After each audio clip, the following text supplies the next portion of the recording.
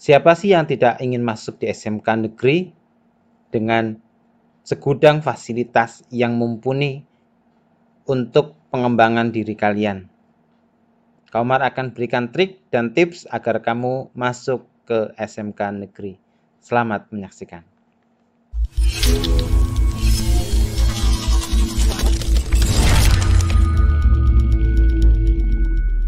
Assalamualaikum warahmatullahi wabarakatuh.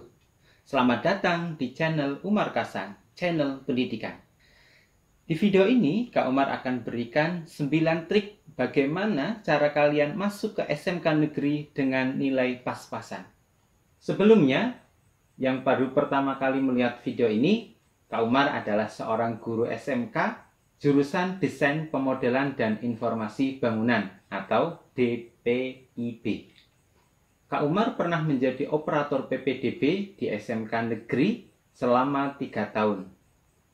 Jadi, sharing bagaimana kalian agar masuk SMK negeri dengan nilai pas-pasan. Selamat menyaksikan. 1. Pastikan kalian masuk syarat umum peserta PPDB 2020 di sekolah favorit kalian. Seperti usia paling tinggi 21 tahun, punya surat tanda lulus, akte kelahiran, kartu keluarga, persyaratan khusus untuk masuk SMK. Contohnya, tinggi badan kalian untuk laki-laki 155 cm dan perempuan 150 cm. Serta tidak mempunyai buta warna. Untuk lebih jelasnya, silahkan kalian kunjungi website sekolah kalian masing-masing untuk mengetahui persyaratan-persyaratan yang harus kamu penuhi dalam PPDB 2020. Kedua, pelajari jalur PPDB yang digunakan masuk ke sekolah impian kamu. Contoh di Jawa Timur ada 4 jalur PPDB, yaitu afirmasi 15%, perpindahan orang tua 5%, prestasi perlombaan 5%, dan reguler 75%. Contoh, SMK Negeri 5 Surabaya terdiri dari 8 program keahlian. Untuk tahun ini, contohnya menerima 20 kelas. Setiap kelas terdiri dari 36 peserta didik. Berarti, dari 720 kita dapat menghitung. Yang pertama, jalur afirmasi, yaitu 5% kali 720 sama dengan 36 siswa atau 1 kelas. Jalur perpindahan orang tua sebanyak 5% kali 720 sama dengan 36 siswa atau 1 kelas. Melalui prestasi perlombaan yaitu 5% kali 720 sama dengan 36. Nah, untuk jalur reguler, yaitu menggunakan nilai rapot, sebanyak 75% kali 720 sama dengan 540 siswa atau 15 kelas. Apabila jalur afirmasi, jalur perpindahan orang tua, dan jalur prestasi ada yang tidak terpenuhi, kuotanya masuk ke jalur reguler atau menggunakan nilai rapot. Langkah yang ketiga, tentukan 2 target sekolah dengan level A dan 1 sekolah dengan level B. Kalian bisa memperoleh informasi level A dan level B melalui kakak kelas kalian yang sekolah di sana, melalui guru bimbingan konseling, atau bisa tanya ke alumni. Carilah daftar jurusan yang ada di sekolah level A dan di jurusan level B.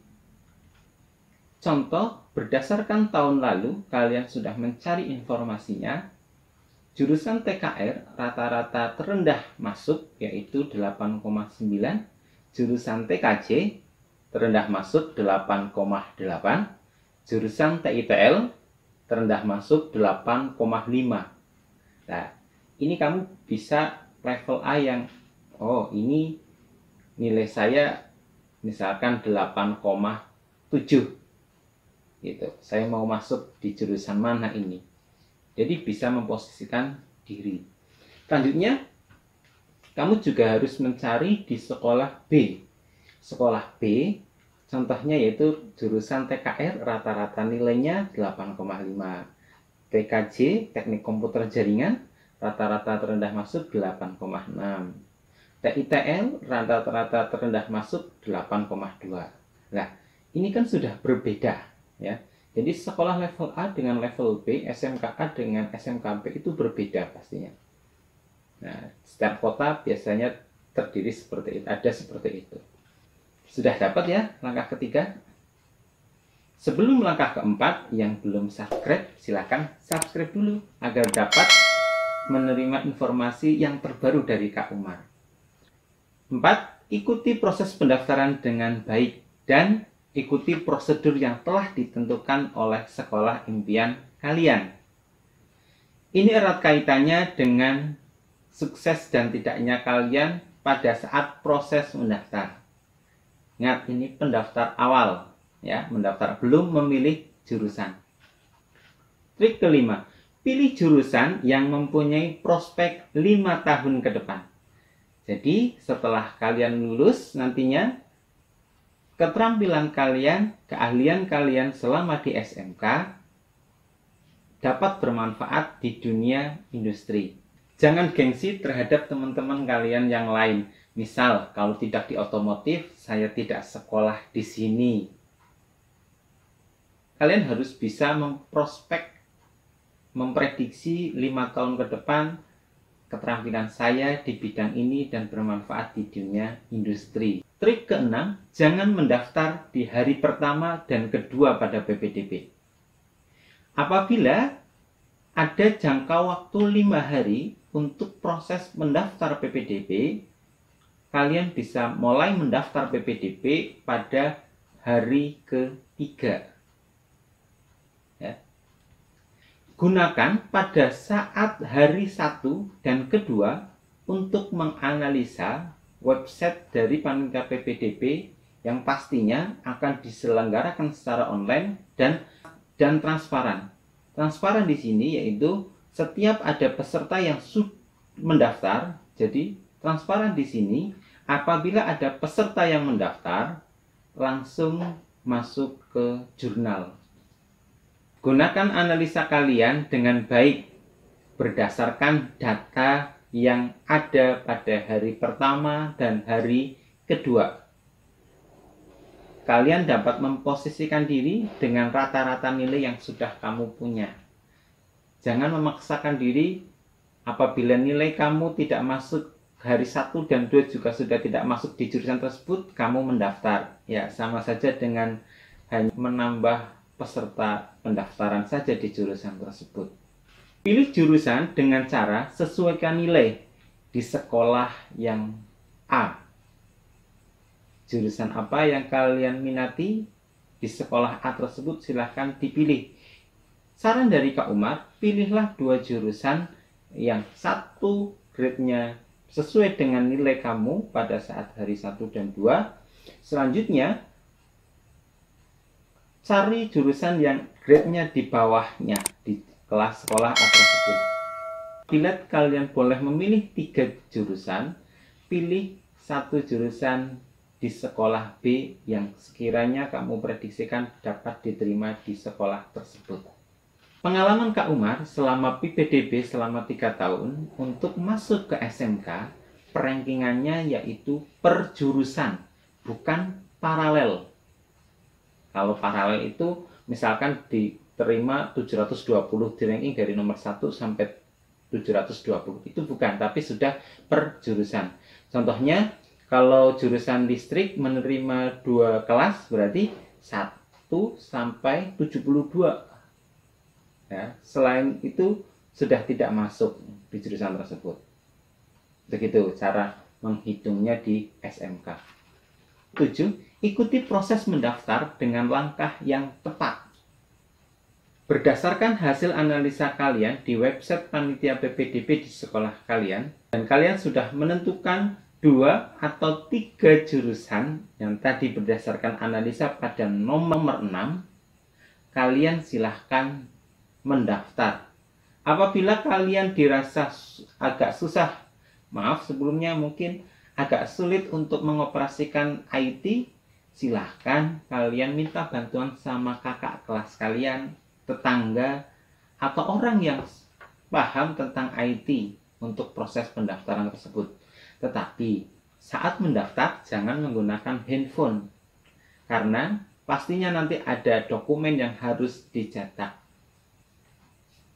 Langkah ke-8, lihat jurnal online PPDB di sekolah favorit kalian. Setelah kalian mendaftar, pastikan nama kalian ada di ranking PPDB di sekolah favorit kalian. Jadi pada sore hari, hari ketiga, sore hari kamu sudah memantau posisi kamu berada di mana. Pada hari keempat juga demikian, pagi dicek lagi, siang dicek, sore dicek. Apabila kalian, ya parah-parahnya gitu ya, parah-parahnya sudah tidak masuk ke SMK favorit kalian, kalian pada saat proses pendaftar, kalian harus koordinasi dengan orang tua, dengan yang pengalaman di situ, atau dengan panitia PPDB, saya harus bagaimana apabila misalkan kalian sudah di zona merah 3 jurusan tersebut. Jadi kalian harus up to date, jangan hanya kalian sudah daftar terus ditinggal pulang gitu, terus tidak mau tahu diterima atau tidak.